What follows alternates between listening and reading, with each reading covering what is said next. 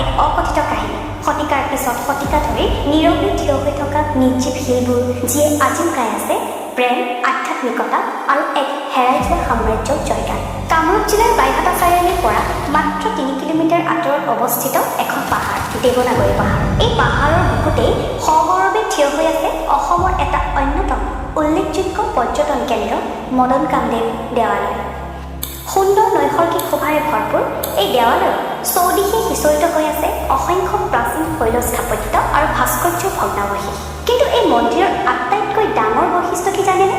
ইয়াত থকা বিভিন্ন আসন বিশিষ্ট শৃংগাৰ ৰসপ্ৰধান মূৰ্তিৰাজিৰ বাবেই মদন কামদেৱক অসমৰ খাজোৰাহ আখ্যা দিয়া হৈছে। আহক আজি আমি এই প্ৰাচীন শিলৰ মাজেৰে খোজকাঢ়ি উন্মোচন কৰোঁ মদন কামদেৱৰ ৰহস্যময় ইতিহাস।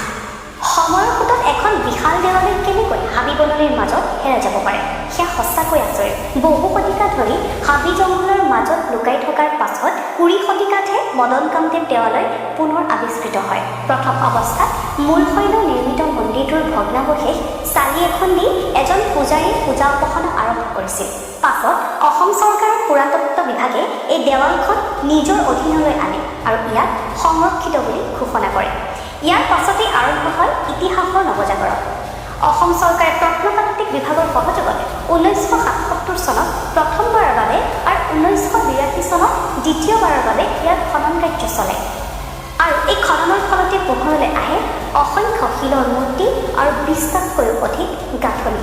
নামত উদ্ধাৰ হোৱা এই ভাস্কৰ্যসমূহে সমগ্ৰ বিশ্বৰ শিল্পীসকলক আশ্চৰ্যচকিত কৰি তুলিছিল। মন্দিৰৰ বেৰত অসংখ্য মৈথুনৰ নৰনাৰীৰ মূৰ্তি খোদিত কৰা আছে।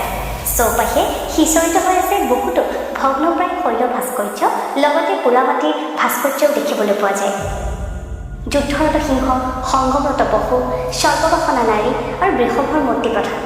আধ্যাত্মিক দিশৰ পৰা ইয়াত জনিমণ্ডল, শিৱলিংগ, ছয়মূৰীয়া ভৈৰৱ আৰু চাৰিমূৰীয়া শিৱ আদিৰ মূৰ্তিয়ে বিশেষ গুৰুত্ব বহন কৰে। আটাইতকৈ আচৰিত কথাটো হ'ল এই সমগ্ৰ নিৰ্মাণ কাৰ্যত মাত্ৰ শিল ব্যৱহাৰ কৰা হৈছিল। কাৰণ মদন কামদেৱ নিৰ্মাণ কৰাৰ সময়ত অসমত পোৰা ইটাৰ ব্যৱহাৰ হোৱাই নাছিল। প্ৰায় আটাইবোৰ গাঁথনি মদন কামদেৱ টিলাৰ ওপৰত অৱস্থিত হ'লেও ওচৰৰে নৰসিংহ নামৰ টিলাটোত কেইটামান গাঁথনি দেখা পোৱা যায়। এতিয়া আকৌ আটাইতকৈ ডাঙৰ প্ৰশ্নটোলৈ, দেৱালয়খনৰ নাম মদন কামদেৱ কিয়? আপুনি জানি আচৰিত হ'ব যে নামটো মদন কামদেৱ হ'লেও ইয়াত মদন কামদেৱৰ উপাসনা কৰা নহয়। ই ভগৱান শিৱৰহে এক উপাসনাস্থলী। কিছুমান মানুহে বিশ্বাস কৰে যে ভগৱান শিৱৰ ক্ৰোধান্বিত ভস্ম হোৱা কামদেৱে ইয়াতেই পূৰ্বৰ ৰূপ ঘূৰাই পাইছিল আৰু নিজৰ পত্নী ৰতি দেৱীৰ সৈতে মিলিত হৈছিল আৰু সেইবাবেই হেনো ইয়াৰ নাম মদন কামদেৱ ৰখা হয়। কিন্তু বুৰঞ্জীবিদসকলৰ মতে এই মত সিমান বিশ্বাসযোগ্য নহয়। নিৰ্মাণশৈলী বিশ্লেষণ কৰি বুৰঞ্জীবিদসকলে এই মদন কামদেৱ দেৱালয়ক পাল ৰাজবংশৰ অৱদান বুলি নিৰ্ণয় কৰিছে। এই প্ৰতাপী ৰাজবংশটোৱে 10ম শতিকাৰ পৰা 12শ শতিকাৰ মাজভাগলৈ কামৰূপত শাসন কৰিছিল। প্ৰথমে তেওঁলোকৰ ৰাজধানী আছিল বৰ্তমানৰ গুৱাহাটী অৰ্থাৎ প্ৰাগজ্যোতিষপুৰত। কিন্তু উত্তৰ গুৱাহাটীত পোৱা ৰজা ধৰ্মপালৰ পুষ্পভদ্ৰা তাম্ৰলিপিত তেওঁৰ ৰাজধানী কামৰূপ নগৰী বুলি উল্লেখ কৰা আছে।